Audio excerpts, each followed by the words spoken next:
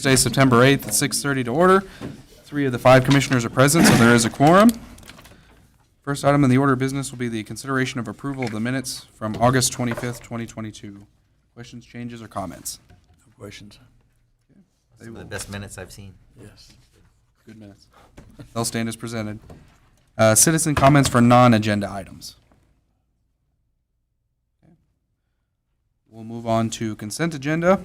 Mayoral appointments for approval. The Hayes Area Board of Zoning Appeals and Hayes Area Planning Commission. Spoke to them about either continuing service or beginning service. All of them seem very, very excited to serve the city of Hayes. So we'll look for a motion for that. Make a motion to approve the consent agenda. Second. Motion and a second. All in favor, please say aye. Aye. Passes 3-0. All right, and now we'll do the Hadley Center Moderate Income Housing Grant Resolution of Support. Good evening, Colin Belzer, Assistant City Manager.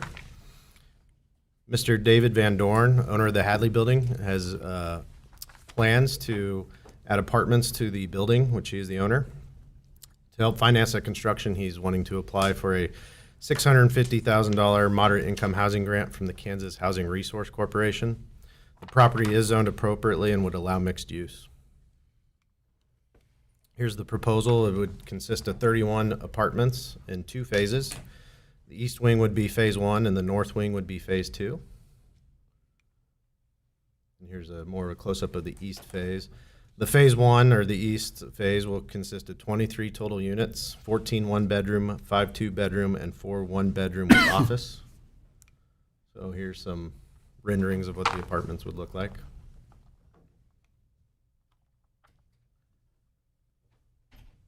And the exterior view of what eventually the building would consist of. So only cities and counties under 60,000 in population can apply for this grant. A resolution is required from the governing body indicating support. And technically the grant would be between the city of Hayes and Kansas Housing Resource Corporation. The grant requires monthly reports, reimbursement requests, tracking of income, if they're rentals, etc. So what we've drafted is an assumption agreement, which would hand over the responsibilities of the grant to Mr. Van Dorn, and a personal guarantee for the city saying he will follow through with the grant obligations. This is the same type of arrangement we did with Frontier Apartments or St. Joseph's School Building, as some people probably would know it better. And to give you an idea, it's a moderate income housing grant. So to live in one of these moderate income housing units, you have to fall within the 60 to 150% range of the HUD state income limits. So that kind of shows the number of person households and what the income range would have to be. No city incentives are requested. If the moderate income housing grant is approved, funds would be provided by Kansas Housing Resource Corporation. They'd actually come to the city, and then we would forward them on to Mr. Van Dorn. And the developer will agree to indemnify the city for any costs or expenses that's related to the MIH grant program.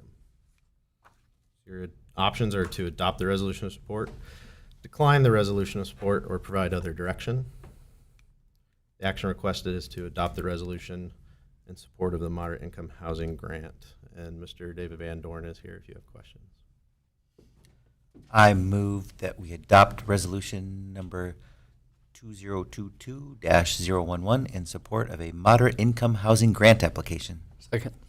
Okay, there's a motion and a second. Any questions or comments on this? I just want to say, the most important part, you said no city incentives. We're basically just a pass-through. And like I told Mr. Van Dorn before the meeting, I appreciate your investment, not only downtown, but in Hayes. And it's a need. I mean, it's obvious we need this, so I look forward to seeing this being built. Absolutely. I completely agree. All right, if there's no other questions or comments, I'll call for a vote. All in favor, please say aye. Aye. Aye. Passes 3-0. Thank you, Colin. Now the next 2 items are the 2022 Uniform Public Offense Code and Standard Traffic Ordinance for Kansas cities. Good evening, Commission. Don Scheibler, Chief of Police for the Hayes Police Department. You're being asked to consider adopting by ordinance the updated version of the 2022 Uniform Public Offense Code, also known as the UPOC, and the 2022 Standard Traffic Ordinance, also known as the STO, for use within the city of Hayes. The league publishes the revised version of these books, and the changes are presented to the commission annually. The books are designed to provide comprehensive laws for Kansas communities, and for the most part, they parallel the state traffic and criminal codes. The overwhelming majority of both books remain the same from year to year, with only a few changes being made. Handout has been prepared, noting the additions or changes were made in 2022. Changes to the UPOC include Section 6.1, theft. The intent of the changes to this section were to address the theft of mail by what we call porch pirates and the cost of the damage of an ATM as damaged during the attempted theft. A person that commits a theft, 3 thefts of mail or packages within a 72-hour period will be charged with a felony. This is in direct response to the increase in people stealing packages and mail from porches, especially during the holiday season. The section was also amended to provide theft loss value to include the cost to restore and oversight an ATM to its condition prior to the theft. We've seen an increase in the number of thefts and attempted thefts of ATM, including here in Hayes. In almost all cases, the ATM is destroyed and has to be replaced. Section 10.3, this is a new section for the UPOC that makes it a crime to operate or attempt to operate an aircraft under the influence of alcohol and or drugs. The old law relating to the flying under the influence, which has not been updated since 1981, was repealed, and the new law was put in place. The biggest difference is the legal limit for alcohol concentration in a person's blood who is operating an airplane was lower from 0.1 to 0.04, which is the same as a semi-truck driver. That's the same level. Section 11.8, gambling. Governor Kelly signed in a new law making sports betting legal in Kansas. This section was amended to say that a wager on a sports event is not a bet, thus not illegal.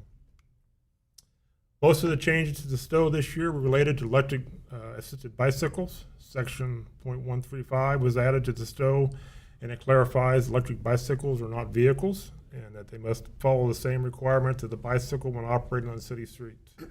Electric bicycles need not be registered, do not require vehicle liability insurance, a title, or a license plate. A person does not need a driver's license to operate an electric bicycle. City staff, it's the recommendation of city staff that you approve the ordinance adopting the Uniform Public Offense Code for use within the city of Hayes. Make a motion to approve ordinance number 4017, adopting the 2022 version of the Uniform Public Offense Code for use within the city of Hayes. Second. We have a motion and a second. Any questions or comments on the UPOC? Pretty straightforward. Pretty straightforward. I'll call for a vote on that. All in favor, please say aye. Aye. Aye. Passes 3-0. All right. Next one. I'm also requesting that you approve the ordinance adopting the standard traffic ordinance for use within the city of Hayes. I move to approve ordinance number 4018, adopting the 2022 version of the standard traffic ordinance for use within the city of Hayes. Second. There's a motion and a second. Any questions or comments on this one? Okay. We'll call for a vote on this. All in favor, please say aye. Aye. Aye. Passes 3-0. Thank you very much. Thank you, Chief. All right. Next item will be the modifications to the city animal code. No snakes tonight. Reese has got one under his. Toby Doherty, City Manager. At the August, I believe it was the 18th work session, the City Commission discussed some revisions to the Animal Code section of the City of Hayes Code of Ordinances. Those changes are being presented to you tonight in an adopting ordinance. The modifications consist of some cleanup of language and grammar. It removes the 30-inch allowance for crocodilians. Commissioner Barrett pointed out that once the crocodilians reach 30 inches, which they would likely do, then they would have to be destroyed. And so it removes the ability of somebody to have one of those. And it allows constrictor snakes to in excess of 6 feet to be kept as long as they're registered and microchipped. Registration process similar to the one in place for dogs and cats. And the last change, it would allow the municipal court judge to set the fine schedule, as is the case with most violations of the City of Hayes Code. So we are presenting this tonight for your approval, and I would stand for any questions. I move to approve ordinance number 4019, amending Chapter 5 of the City of Hayes Code of Ordinances. Second. There's a motion and a second. Any questions or comments for Toby? Hope you don't have snakes in here. As a gift, we bought you one. It's at your house. Yeah, thanks. All in favor, please say aye. Aye. Passes 3-0. All right. I really kind of wanted you to have to make the motion. Yeah, I wasn't making it. Not gonna happen. Item number 9 will be the revenue neutral rate public hearing. So I declare the public hearing open at 6:40, and Colin will make the first presentation. Good evening, Colin Belzer, Assistant City Manager. The 2023 budget. The proposed budget is pretty consistent and includes the following highlights. It's balanced budget. Sales tax revenue is projected to be up 5%. Assessed valuation up 12%. There'll be 2 additional positions, one in solid waste and one in water resources. Those are enterprise fund positions, so the general fund will not be paying for those. Total of 186 full-time employees. There's a program step increase of 2% and a COLA for 4% for all employees. We maintain the mill levy rate at 25 mills. It's the 14th consecutive year Hayes has done that, and reserves are funded. So the general fund revenue is estimated to be $18.5 million. As you know, we don't levy a tax for the general fund. Our bread and butter is the sales tax, which is 61% of the general fund revenue. General fund revenue is up about $3.5 million over last year, and there's 2 primary reasons for this. 1, government aid, which would be ARPA, and then 2, sales tax. We've seen growing sales tax collections. In 2022 to date, we're up 11% from a year ago. To go with the sales tax component, pull factor, right now in 2021, last time the study was done by the state, we were at 1.72. It's the 5th highest in the state. We're continually in the top 4 or 5 pretty consistently. So a pull factor is a ratio of spending and the population of a community, and it's measured used to measure one's retail economy. So a 1 means everyone living in your community is shopping in your community. If you're less than 1, people are leaving your community to go shop elsewhere, and if you're above 1, people are coming into your community to shop. I always point out no pull factors aren't always equal. So I always bring out the Merriam example. It's a town of 11,000. It's an inner ring suburb of Kansas City in Johnson County, and it has a major shopping district, Merriam Town Center, and then IKEA is another business that's there. So those a lot of people are coming, not just those 11,000 people. If you look at the sales tax rankings, this is current sales tax rankings by the state. Currently, Hayes has a total sales tax of 8.75%. On October 1st, we will go to 9.25%. And so I put the one that happened in October 1st. Sales tax are implemented certain points of the year.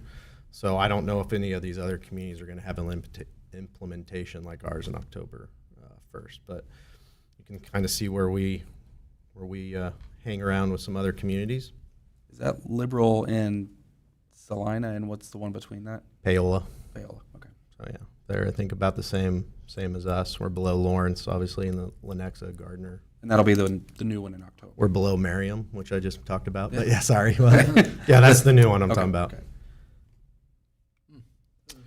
For expenditures, total expenditures are approximately almost 22 million, but operating expenditures are only 14.3 million.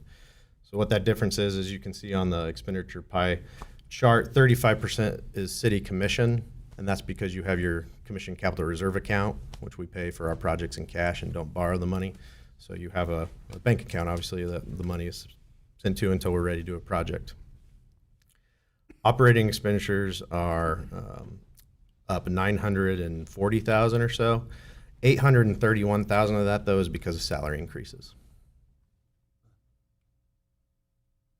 Talking about your commission capital reserve, budget in the CCR for 2023 is $1 million project for improvements to East 13th Street, We actually will be applying for a grant next week through KDOT to hopefully fund some improvements to 13th between Harvest and Commerce Parkway. It's where the road kind of goes from the 3-lane to down to 2-lane. So hopefully we are successful in that. And the county is also helping participate in that grant opportunity. They'll be Good. cost sharing in that. Good to hear. Also, as part of your bank account, you'll be going out to bid actually this month for a new fire station number 3. That's obviously being paid with the Ellis County quarter-cent sales tax that was passed by Ellis County voters a few years ago. $5.2 million is programmed for the construction and equipping of the station.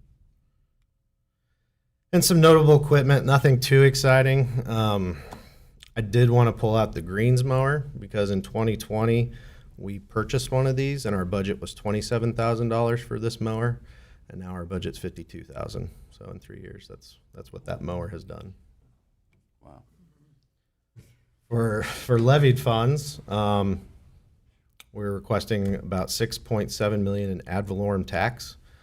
That's kind of the breakdown of the funds that the property tax goes to. 28% is a pass-through to the library, so that does not pay for the city services. It goes to the city, or to the library, excuse me. And then, as one would expect, the largest levied expense is employee benefits, which covers health insurance, Social Security, workman's comp, retirement matches, which is mandated or controlled by the state, not the local government. I mentioned for the 14th consecutive year, we've maintained 25 mills. So a mill levy is a tax rate, and it's 1 mill is $1 per $1,000 of assessed value. So even though we might keep the mill levy rate flat, the other component is assessed valuation of a home. So one's property taxes may not be the same every year based on the assessed valuation, even though ours has stayed consistent at 25 mills. If you look at the distribution of your property tax, this is today tax rate, not next year's, because that's obviously why we're here, is to talk about next year. But today, 23% of your property tax bill goes to the city of Hayes, and that breaks down to about $1.39 a day for the various services that you receive. So how do we rank? Again, this is current. I want to point that out, current mill levy. Just our city is 25, which is the lowest outside Johnson County. This ranking actually shows the top 30 significant communities in Kansas. And then once you get past, I'd count, but Garden City, I think, is number 30. And past that, I threw those in just to show where some other communities are at. This is something done by the League of Kansas Municipalities, their data. I will say that there are 52 communities in front of Overland Park, but the largest one is Parkerfield, Kansas, with 406 people. So I started at Overland Park. When you look at total ranking, currently we are the second lowest in the state, just behind Overland Park. I reached out to the school district in the county to ask whether the estimated will be for next year, and that would put us at the 10th lowest in the state with the addition. That includes the bond issuance that the school passed. That's 2023, so that doesn't take into account what other cities might do in 2023. This just shows what our 2023 would look at if we were at that number today. One of the levied funds is the regional airport. Approximately $1.3 million is budgeted in total expenditures. I threw in the mower because that's their notable equipment, but they do have to maintain 474 acres of land. So the mower is obviously very important to them, one of many. And then also the Kansas Highway Patrol Aircraft Division. They've been based in Hayes since 1981, and they desire a new hangar to accommodate extra aircraft, as well as larger aircraft. So this project will have no impact to the airport's operating budget. Project costs will be paid for by the Highway Patrol's lease terms. The public safety equipment, approximately $614,000 in expenditure. The goal of this fund is to incur no debt, provide necessary fleet of police vehicles, provide 3 rescue pumper fire trucks, 2 pumper ladder trucks, and 2 airport fire trucks. Public radios is an expense this year at $138. We've been slowly replacing them. It's actually because of an unfunded mandate that the state is switching its radio systems, and ours are becoming obsolete. So we've had to replace those over last year. And that will be fully operational, the new state system, January 1st, 2024. So. And then 5 police vehicles will be replaced. We also levy, obviously, for debt service. Approximately $1.7 million will be needed to pay for the city's outstanding debt. That includes 8 issuances, and the most recent one would be North Vine, which is being paid for by transient guest tax and not property tax. But I think it's interesting to show the policy. So state allows you to issue debt up to 30% of your assessed valuation, which for Hayes would be approximately $80 million. Hayes has its own policy. It says we'll only do 50% of that amount, so $40 million. But if you look at our actual debt, it's only about $11.3 million. And that's because we pay for our projects in cash. For the water production and distribution, they'll continue its proactive maintenance program, which includes improvements to 5 water lines, including along Cottonwood from 27th to 29th. And they'll also be improving their equipment by replacing a backhoe, and they'll be continuing its replacement program of portable generators. They've been doing a program to replace one every year. This is the last year. 2023 will be the last year. It's 3 over 3 is what it was. And for water reclamation reuse, again, they'll continue their proactive maintenance plan, which includes replacing the city's oldest lift station. Imaged on the right side is general what a lift station would look like. And then again, they're doing the portable generator, three replacements over 3 years, so, or a replacement over 3 years. Special highway, the city will continue its proactive street maintenance program, and will return to you in around November to talk about specifics of a 2023 program. That obviously shows kind of where the revenue sources come for improvements to our roads. We're going to continue our annual street maintenance program, and then the Main Street Bridge was originally constructed 1935. It's evaluated every other year by KDOT qualified engineer. And certain repairs have been identified that would extend the structure by another 20 to 25 years. So we plan on doing that project as well. Special Parks and Rec is funded by 1/3 of the proceeds from the local alcoholic liquor tax and transient guest tax. State law actually requires 1/3 of liquor tax to be used for park and recreation services. And that's only alcohol that's purchased in restaurants. So I think perhaps the most appreciated project by many in Hayes might be the replacement of the Auble Bickle parking lot. It's in pretty bad shape. The CVB markets the city of Hayes to visitors, and they also support attraction events, as you know. Approximately $435,000 will be used to pay for or set aside to pay the debt service on North Vine, because we have that sinking fund to help pay it off quicker when we're able to call those bonds. And their notable project will be about $30,000 to update the wayfinding signs throughout town. Is that all of them or just the ones in need? I believe it's all of them. I think it is. Yeah. all- Stormwater Management Division oversees compliance with our permit that's required by the state and EPA. Some notable purchases will be a new street sweeper and a tractor with mower, which is used to maintain the storm drainage channels and waterways, but also other departments use that mower when they need. Capital improvements, 18 capital improvement projects, many of which were shared during this presentation, totaling $11.2 million will be undertaken in 2023.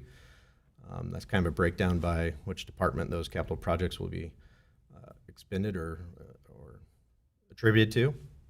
And again, these are all paid for by cash. Fleet replacement, 21 pieces of equipment totaling $1.7 million will be replaced in 2023, and it's similar. We have a very robust fleet replacement program, so we're able to do these in cash as well instead of borrowing money for equipment. So there is a revenue neutral rate. The 2023 proposed budget requires a levy that exceeds the revenue neutral rate. You must hold a public hearing to receive comments on the city's intent to exceed the revenue neutral rate, and if you choose to so you must approve a resolution to exceed that rate. That does require a roll call vote, and then once that's over, I'll flip back to the other one. But a budget hearing, you also have to do a hearing on the 2023 budget and approve the budget. Staff is ready to answer any questions. All right, next item for that will be questions for Colin from the commission. Any questions or anything? I don't have questions, comments. I like the aggressive, this is what we're doing and paying in cash. It's nice that we continue to be aggressive and take care of our, not only our community, but we can take care of our employees, which in this time of what's going on with retaining employees. I was going to ask you, Toby, has it helped with the increases with the employees, retaining employees? Yes, it has. We did a mid-year COLA, as a lot of entities did this year. Right. And the commission, we appreciate that.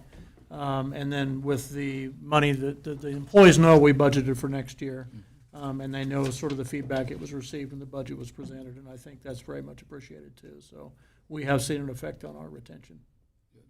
Because as a person that hires many people in the business, that is the most expensive thing, retraining and hiring people, and having quality trained people is important for our community. So thank you.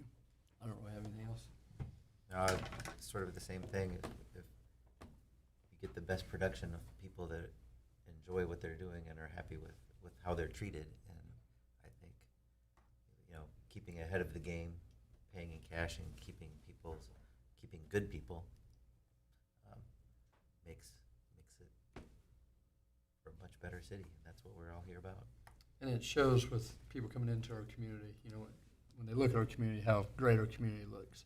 They can tell we take pride in it, and with the staff you have, I think that shows a lot. So, thank you. Thank you, Colin.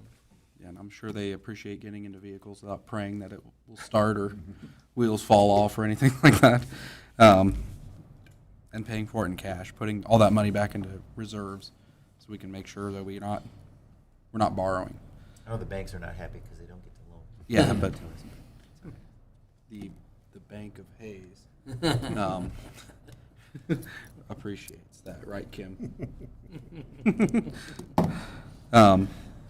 On the revenue neutral rate has been going on since what, 2019? Last year. 2020? Last year was the the very first year they did it. Yes. Okay. And they made a slight adjustment this year, which requires the roll call vote. Okay, gotcha. I was going to ask about that. And then this year, citizens got a mailed notice. That was in the original law, but because of time constraints and getting counties to be able to do that, they pushed the mail notice off to this year. So Because that the was county- something you probably noticed, that it was included in the original law, but it was only supposed to take effect this year. Because that was a letter from the appraiser's office. Yes. Yes. There was a pretty good expense to that, I think it was like $12,000 to mail that out. just to send the letter out to people. I'm not sure what the expense was, but right now the state has agreed to pay for those. I Oh, they think are? only for 1 or 2 more years, and then it will fall back on the local governments to pay for that notice. Seems to make a lot of sense. Do you know, are we the only ones exceeding the revenue neutral rate? I don't believe so. I think, to my knowledge, the school district is in the county. Trying to remember my notice. Yep. Any locals are exceeding the revenue. Right. I Are can't you- speak to other cities, but yes, the local governmental entities here are exceeding the revenue neutral rate. Okay. Just want to make sure if they got a silver bullet, Yeah. we know about it. Okay. Any other questions for Colin or staff? Okay. Then I will move on to the next portion. Ask for comment for those in attendance pertaining to the revenue neutral rate. I believe we have somebody who would like to speak. And then please state your name for the record. Ken Kennedy, 4500 Danby, Hayes, Kansas. Welcome. And I'm here to speak with you all about the revenue neutral rate and about the budget in general, but this seems to be the appropriate time to kind of cover both.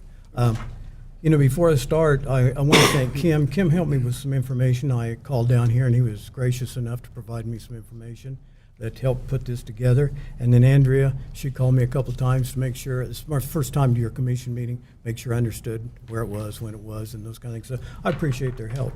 And then I just learned something this evening that might just take the place of me talking, and that is, it looks like you can levy a tax on snakes. So that's what it said in your agenda anyway. So if you'll levy about $5 million on snakes, I won't need to talk.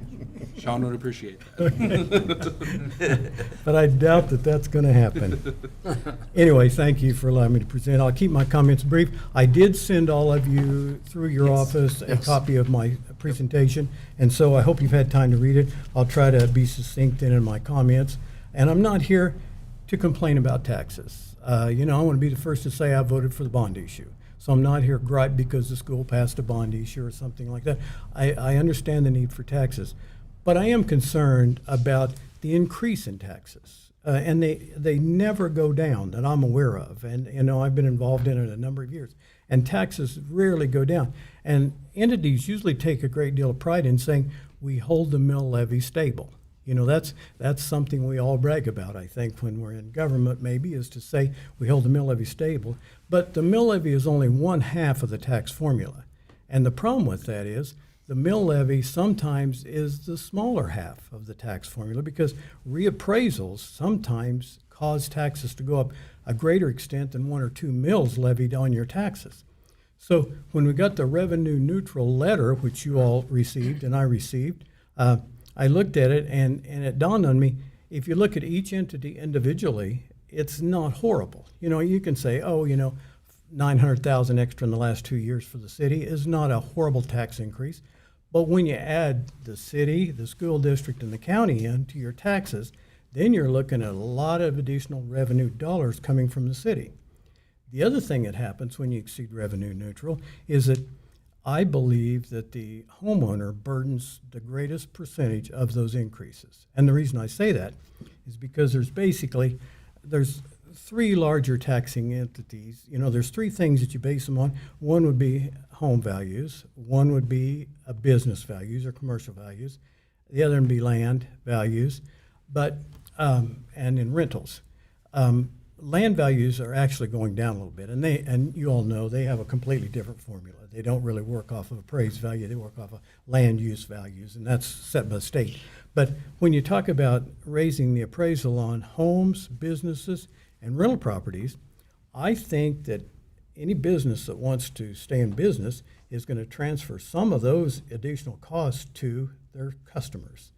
And renters are going to pay some of those costs, I imagine, in increased rental rates. So basically, when you add taxes, ad valorem taxes to a community, the lion's share of those taxes is burdened onto the residential owners, the property owners, and certainly the residences that are not involved in business, and so homeowners, so to speak. So that's where my concern came. The other thing is there's the 3 entities all look to be, they're trying to keep their mill levy about the same as it was last year. It's very close, which speaks well. But when you look at the appraisals going up 12% this year and another 4% last year or so, you're talking about 16% tax increase in 2 years. That's tremendous. Then when you throw in the bond issue, and as I said, I'm not griping about the school bond issue. Certainly understand that. I'm very supportive of schools and the need for good schools. But when you throw in the bond issue, we're looking at 30% over the last 2 years. That's a huge tax increase on homeowners. It's going to have an impact. And if one's not careful and you continue that process over a number of years, it can get pretty burdensome on taxpayers, and it can start to affect your community. And I agree. Hey, we've not lived here all that long, but Hayes is a beautiful community. It's well kept. It's you know, I enjoy living here. But you've got to be careful. If you start to overtax people, then they start looking for communities that maybe don't tax quite as heavily. And and businesses, certainly, businesses are levied. Our assessed valuation is 11.5% of the appraisal. Businesses, I believe, are 25% appraisal. And so they really get hit hard with tax increases. So that was my purpose to come to you and suggest that sometimes a position somewhere between revenue neutral and the amount that you levied last year might be more appropriate than just saying we're levied 25 mills or whatever you levied last year. It might be more appropriate to do that. And then the most important thing, in my opinion, is to look at your budget and say, what are the essential services that we must provide our citizens? What are those services? And what are those services going to cost? And where can we cut? Always look at a budget, in my opinion, look at a budget in ways to say, not how can we use the ad valorem taxes and the other revenue that we receive, how can we spend it all, but how can we budget appropriately for our community? And then sometimes that might mean a budget reduction. Now, when you look at things like lawnmowers costing $20,000 versus 40 or 50, it's alarming. And sometimes you just say, maybe we need to run the lawnmower we have a couple more years. I don't know, I'm just throwing that out. But the point is, the overall taxes are going up quite a bit in our county. And the city's part of that. You can only imagine what it's going to do to I think probably the largest taxing entity in this county might be Midwest Energy. I'm pretty sure it would be anyway. Midwest Energy. Now, my guess would be they're not going to assume all that tax responsibility. That's going to be passed back in some part through utility fees, I'm sure, logically. So it impacts the residential property owner heavily. Ad valorem taxes are a real burden to them. Then on top of that, when you look at our community, on top of that, in the last 2 years, we've added a 1% sales tax, I believe. Is that correct? Half last year that went into effect, and a half this year goes into effect. I believe is correct. Isn't that right? Somebody correct me if I'm wrong, but I think 1% in the last 2 years sales tax. So on top of ad valorem increase of 17%, you got a sales tax increase locally of 1%, and then you've got a bond issue coming on, which is going to add some percentage to taxes. So it can start to be a burden. So that was my point to come to you all, is to say, give that consideration. And I know we're late in the cycle, and I'm not standing here expecting you to change anything. That's not my intent to come. But as you move forward, my expectation is, as you budget, really look at what it's doing to the residences as far as tax increases. Consider that. Make that your first consideration before you go into budgets. And then evaluate that and say, do we really want to place that kind of burden on our residences? Now, I'm going to restate what I said. It's not just the city. There's several taxing entities, the big three: school district, city, and county. And so all three of you, if you do the same thing and you just keep the mill levy the same, appraisals go up, it has a tremendous negative impact as far as residential taxpayers. And so that was my point in sharing with you. The other thing that I think is important to look at in my discussion is, if a city's growing, that's a whole different dynamic. If you're in Cypress Fairbanks, which is part of the Houston community, it's growing like gangbusters. I mean, new developments moving out all the time. Their ad valorem taxes go up considerably all the time, have to.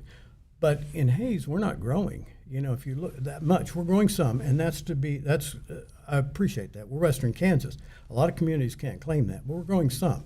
But the point is, we're not growing very fast. 1 or 2% growth in businesses, 1 or 2% in businesses and housing. The countywide, that's countywide. The majority of those, I'm thinking, would probably be in Hayes. So you've got a 1 to 2% growth in businesses and houses, which means your infrastructure needs aren't increasing that much because you don't have all this extra development coming on. And so aging infrastructure, of course, costs you, but you could, in fact, not raise quite as much ad valorem tax and probably still maintain the level of services that are needed. That's my thought. But I don't know. I didn't evaluate your whole budget. That's what your experts do, is evaluate your needs and your budget, and they determine what the needs are. But I just caution you, in closing, I caution you not to look, not to look at last year's mill levy and say, if we keep it the same, the public will be happy, which is probably somewhat true. I would guess that's somewhat true. I heard it said earlier, we like to keep it about stable. So not to just look at the mill levy, but also each time look at the assessed valuation and then look at your needs and balance those three and make sure that you're levying appropriately and not placing undue burden on your citizens. Because I can tell you, some of our citizens, I don't think will notice the increase for about a whole year. And the reason I say that is probably many of our citizens escrow their taxes. And when you escrow your taxes through a bank, in some banks' cases, and you maybe can correct me, but in some banks' cases, you don't raise their payments the first year because the tax levy hasn't come yet. And so you carry that escrow amount pretty stable for the whole year. And then at the end of next year, they're going to get a bill that says, hey, you were short on your escrow fund. We're going to have to collect that and raise your rates for the following year. So I think sometimes citizens don't realize taxes went up considerably until a year after it happens. And I believe that to be correct. So that's something that you might want to think about as well. So in closing, I understand. I think I heard Lieutenant Governor Gary Shearer many, many years ago say, government is always about meeting unrealistic expectations with limited resources. And that's what it's about. And so I would say, I ask you to consider and do your part to try to conserve the resources of the taxpayer and budget conservatively as much as possible. And thank you again for allowing me to present. Thank you, Mr. Kennedy. I appreciate it. Yeah, I really appreciate all the information you gave us too, and getting it to us not the night before. So it gave us time to look at it. So I really appreciate that and all your comments. We'll definitely take it into consideration for sure. So thank you for giving us that information. Are there any other comments from the audience? No? Thought you were raising your hand. Okay. Any other comments from the commission? I would just like to thank Mr. Kennedy come talking to us. I've been on the commission since 2013, and I feel like I have a good grasp of what people of Hayes expect. Hayes has expectations. They want nice roads. They want nice parks. I mean, you hear that you go door to door, you hear that very loud and clear, but it all comes as a cost. And I'm very proud, as we talked about this budget, that we pay everything in cash as much as possible. And I think we will continue to do that. But I couldn't agree with you more. We need to be smart how we spend it. But I'm a big believer that you need to take care of the equipment you have. I know there's been times early on when I got here, we pushed mowers to another year or pushed vehicles to another year because it just didn't make sense. But, sometimes it's caused more issues with the employees, keeping a piece of junk, basically is what I would say. And I think our employees, and I think Toby holds them to a standard where they do take care of their vehicles and their equipment. And I applaud them because it saves the taxpayers money. But he's not wrong on what he said, and I think we all should be accountable for, the budget and stuff. And I think we do a great job. I think staff does a great job, but I'm also one of those people. I think I'm very happy we're growing. I think you're going to see some big growth out of us with the housing, and I hope the city, in my opinion, keeps the pedal to the metal on building houses because, there's a lot of good things going on with that. And if we slow down on that, I think we will start going backwards, and I personally don't want to be any part of that. Agreed. I think, and I appreciate your comments too. I think it is something that this is my first year here on the commission. I think it's important because this year was, it was a little bit odd because it was a big increase in 1 year, the appraisal values. When I looked at the appraisal value of my house, I was like, holy smokes, that was huge. And I think we have to be wary in the sense that, there's lots of suggestions that there'll be a little bit of a readjustment back down in housing prices, and appraisals should potentially go down some over the next few years. If a little bit of increase is always good because costs go up. Costs for paying staff and benefits and things like that. But if we had 2 or 3 years in a row with that kind of increase, we would definitely have to do something about adjusting things back because I agree. Citizens can't absorb that kind of a tax sort of increase, more than once probably. I'm assuming that there'll be some sort of an adjustment a little bit, but if not, then we certainly have to be mindful of what the effects are on everybody in the city because they can have the effects that you mentioned. So I appreciate it, and I think we will be mindful of it and going forward. And I think that's the key is to keep the progress that the city's got going and make sure that we're not negatively affecting all of the constituents of the city. It's all what together makes Hayes great. Yep, absolutely. Thank you again, Mr. Kennedy. If there are no other comments from those in attendance, I will ask for a motion to close the hearing. So moved. Second. There's a motion and a second to close the hearing. All in favor, please say aye. Aye. Aye. Passes 3-0. Hearing closes at 7:14. Okay, and then on to the next resolution, correct? Revenue neutral rate resolution. Okay, perfect. All right, so next would be the resolution to exceed the revenue neutral rate. The bottom one there. Yeah. Bottom one, okay, perfect. Okay, so I will ask for a motion to approve the resolution.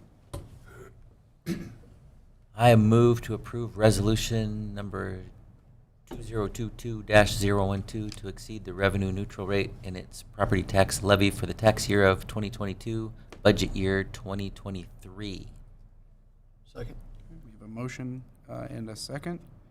So I will need a roll call vote for that. Commissioner Jacobs, not present. Commissioner Burgess, not present. Commissioner Barrick. Yes. Commissioner Musil. Yes. And myself, Mayor Reuter, yes. Okay, so the roll call vote passes 3-0. That's it for that, correct? Okay. New procedures are always fun. Yeah, I know. We're all learning together. All learning. I think we did it. Thank you again for coming. I appreciate it. All right. So now we will move on to the 2023 budget public hearing. I will declare the budget public hearing open at 7:15. Oh, it's me again. I'm sorry. Any comments from those in attendance on the budget itself? No, Doug? Sure. No. No. Yeah. So seeing no comments, I will ask for a motion to close the public hearing. So moved. Second. We have a motion and a second to close the public hearing. All in favor say aye. Aye. Aye. Passes 3-0. Public hearing closes at 7:16. Now I will ask for the motion to approve the 2023 budget. Make a motion to approve the 2023 budget for the city of Hayes. Second. Motion and seconded. Any questions or comments for staff or anybody else? I think it's a good budget. Once again, thank you for all the work. I know you guys put a lot of time into it. And appreciate getting to see it, early enough that we really get a chance to look at it, and we get to appreciate how much work you got in it because we've had a chance to read it. So. Yeah. And ours is very digestible. It is. It's very nice to actually look at it and understand what you're looking at. So thank you guys for providing us a clear, concise budget. Then I will call for a vote. All in favor, please say aye. Aye. Aye. Passes 3-0. I think that's it for the budget stuff, right? Cool. All right. All right. time, huh? Yeah, fun times. Commissioner inquiries and comments. Empty seats, nothing? Commissioner Barrett? Well, I appreciate everybody that has worked on the budget and came here tonight, and I look forward to seeing the beginning of Fort Hays football season. Very exciting. Commissioner Musil. I would echo what he said. Thank you guys for the time you put in. Thank you for Mr. Kennedy coming. I think we need more people. We have people ask us questions all the time, and I think we're all very open, as his staff is very open to asking questions. These books are very, like you said, very digestible and stuff. So it's our job to listen to people, and we represent them. But thank you guys for a great budget, and yeah, go Tigers. Yeah, you guys stole all my words, so I appreciate it. It's great being here. Yeah. Everybody get out and support the Tigers, getting back to football season here at home. It's going to be good, so go Tigers. I won't hold you here any longer. We'll adjourn at 7:18. Appreciate it.